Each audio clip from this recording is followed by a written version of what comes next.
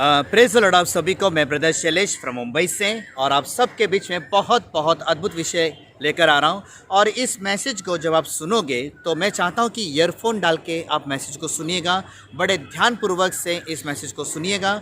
और मेरी विनती है आप सभी से कि इसको पूरा देखिए, सब्सक्राइब कीजिए, लाइक्स कीजिए और कमेंट्स कीजिए। दूसरी बात यह है कि जो वचन मैं आपके बीच में रखने जा रहा हूँ उससे आपने कई बार, हज़ारों बार सुना होगा, समझा होगा, पढ़ा होगा और कहीं प्रचारकों से भी आपने सुना होगा। लेकिन आज इस वचन से परमेश्वर बहुत अद्भुत तरीके से आपसे बातें करने वाला है। हालेलुया। और ये वचन जो है वो दो जन के लिए है, एक अविश्वासियों के लिए भी है और विश्वासी लोगों के लिए। लेकिन विश्वासी लोगों के लिए जो वचन मैं बताऊंगा वो है मिशन के लिए। हालेलुया। जैसे कि हालांकि सुसमाचार को लेकर, और आप सभी को पता है कि मैं अक्सर सुसमाचार को लेकर ही मैं बात करता हूँ। हालेलुया।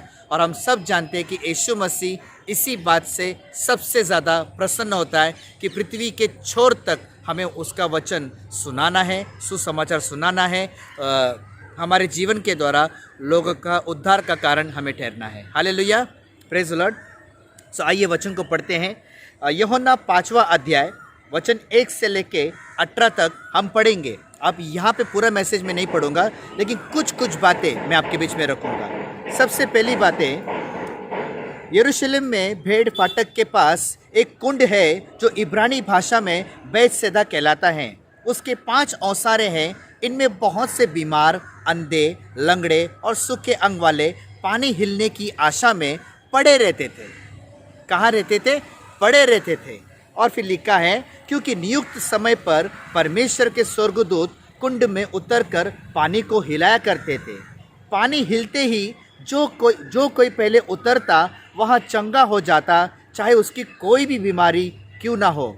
यानी आज के तारीख में हम देखते हैं, जैसे कि अभी ये कोढ़ी रोगी जो 38 वर्ष से जो रोगी था, जो बीमारी में था, वहाँ पे क्या होता था, यहाँ पे देखिए, जो एक नियुक्त समय में एक कुंड हिलाया जाता था और उस कुंड में जो पानी हिलाया जाता था उसमें जो कोई पहला उड़ी मारता तो वहाँ पर वो चंगाई पाता, फिर चाहे उसकी कोई भी बीमारी हो। अब वो उस बीमारी के जगह पे हम आज वहाँ पर एक शब्द डालते हैं, परेशानी में, दुख में। कोई भी शब्द आप वहाँ पे इस्तेमाल कर सकते हैं। आज के तारीख में, आज के जनरेशन में जो संसार के लोग हैं, है ना, उनके लिए ये मैसेज ठीक है। लेकिन हम जैसे लोगों के लिए ये मैसेज क्या दर्शाता है, इसके आगे की लाइन में मैं आपको बहुत कुछ सिखाने वाला हूँ। हालेलुया। सो तैयार रहिएगा। तो यहाँ पे लिखा है, परमेश्वर के स्वर्गदूत कुंड में उतरकर पानी को हिलाया करते थे। पानी हिलते ही जो कोई पहले उतरता वहाँ चंगा हो जाता था, चाहे उसकी कोई भी बीमारी क्यों ना हो। वहाँ एक मनुष्य था जो 38 वर्ष से बीमारी में पड़ा था। यीशु ने उसे पड़ा हुआ देखकर और यह जानकर कि वह बहुत दिनों से इस दशा में पड़ा है, उसे पूछा, क्या तू चंगा होना चाहता है? आपको पता है, उस वक्त यीशु मसीह लाइव उसके सामने आया। आप सोच सकते हैं क्या आज प्रश्न है, यीशु मसीह यहाँ पर हमें दिख रहा है? नहीं, लेकिन वो हमें देख रहा है। हालेलुया। दूसरी बात, उस वक्त यीशु था, इस वक्त यीशु नहीं है, लेकिन यीशु हमारे जीवन के द्वारा लोगों को भला करना चाहता है, लोगों को चंगा करना चाहता है, लोगों को सुसमाचार देना चाहता है, लोगों की भलाई, हर चीज़ यीशु मसीह हमारे जीवन के द्वारा, यानी हमारा ज़रिया बनाकर हमको वहाँ तक पहुँचाना चाहता है। फिर आगे देखिए, यीशु ने उसे पड़ा हुआ देखकर और यह जानकर कि वह बहुत दिनों से इस दशा में पड़ा है, उसे पूछा, क्या तू चंगा होना चाहता है? उस बीमार ने उसको उत्तर दिया, हे प्रभु, मेरे पास कोई मनुष्य नहीं कि जब पानी हिलाया जाए तो मुझे कुंड में उतारे, परंतु मेरे पहुँचते पहुँचते दूसरा मुझसे पहले उतर जाता है। यीशु ने उससे कहा, उठ, अपनी खाट उठा और चल फिर। इस वचन में एक चीज़ और है मेरे प्यारों, वो कई दिनों से, यानी कई सालों से वो इस दशा में पड़ा था। आज इस संसार में हम जैसे विश्वासी लोगों से आज प्रभु यीशु मसीह बातें करना चाहता है। वो बताना चाहता है कि इस 38 वर्ष का जो रोगी था वो ये कहता है, कोई मनुष्य मेरे पास नहीं आया कि जब पानी हिलाया जाए तो मुझे उस कुंड में उतारे। और वो कई दिनों से परेशान, कई दिनों से बीमारी, कई सालों से बीमार में। आज भी संसार के ऐसे कई लोग हैं जो 20 साल से परेशान हैं, 20 साल से दुखी में हैं, 10 साल से परेशान हैं, 10 साल से तकलीफ में है, संकट में है, मुसीबत में है, दुख में है, पीड़ित है। लेकिन उनको छुड़ाने के लिए मनुष्य तो नहीं है, पर प्रभु के दास तो है। आज मैं आपके बीच में यही बात रखना चाहता हूँ कि संसार के लोगों तक कोई भी व्यक्ति नहीं जाएगा जो यीशु में नहीं है, लेकिन जो यीशु में है, परमेश्वर प्रभु यीशु मसीह हमसे आशा रखता है, हमसे उम्मीद करता है कि हम उनके पास जाए। और जो 10 साल से पीड़ित है, 10 साल से संकट में है, उन्हें हम छुटकारा का कारण बने, उनके लिए हम उद्धार का कारण ठहरे, उन्हें सारे दुखों से वो दुख उनका आनंद में बदल जाए। लेकिन प्रॉब्लम कहाँ पर है? प्रॉब्लम कहाँ पर है? हम भी संसार के जैसा ही व्यवहार करते हैं। हम किसी को नहीं पूछते। जब हम खुद को नहीं पूछते, खुद से प्यार नहीं करते, हम प्रभु से प्यार नहीं करते, तो हम दूसरों के लिए कैसे दौड़ेंगे? Hallelujah, praise the Lord. मैं और एक चीज़ आपके साथ आपके बीच में रखने जा रहा हूँ। एक और वचन है। हम 13वां वचन पढ़ेंगे, 5वां अध्याय 13वां वचन यूहन्ना का। परंतु जो चंगा हो गया था वह नहीं जानता था कि वह कौन है, क्योंकि उस जगह में भीड़ होने के कारण यीशु वहाँ से हट गया था। इन बातों के बाद वह यीशु को मंदिर में मिला। यीशु ने उससे कहा, देख तू चंगा हो गया है, फिर से पाप मत करना। हालेलुया। यहाँ पे एक चीज़ है मेंशन किया गया है कि फिर से पाप मत करना। यानी यीशु ने जिसे भी चंगाई दिया वो कहता था कि फिर से पाप मत करना। आप सोच सकते हैं किसी मनुष्य को, किसी संसार के व्यक्ति को अगर हम सुसमाचार सुनाते हैं, यीशु के बारे में बताते हैं, तो सबसे पहले हमें उनको ये भी रियलाइज़ करना है कि बीमारी किस कारण आती है, परेशानी किस कारण आती है, दुख किस कारण आता है, मनुष्य के जीवन में कुछ भी अच्छा नहीं होता किस कारण। क्योंकि उसका रिश्ता जब तक प्रभु के दास का रिश्ता ही प्रभु के साथ नहीं है और वो प्रभु का दास कहलाता है, तो मैं उससे कहूँगा कि वो प्रभु का दास नहीं है। क्योंकि प्रभु के दास ऐसे नहीं होते कि किसी को नहीं पूछते। प्रभु के दास वो होते हैं जो सबको पूछते हैं, सबको सुसमाचार सुनाते हैं, भला करते हैं, अच्छा करते हैं, अच्छा सोचते हैं। हालेलुया। लेकिन यहाँ पे विश्वासी के लोगों के साथ बुराई की जा रही है। विश्वासी लोगों के साथ ही यहाँ वहाँ की बातें की जा रही है। लेकिन परमेश्वर जिस मिशन का राह देख रहा है, उस मिशन के लिए कोई भी तैयार नहीं हो रहा है।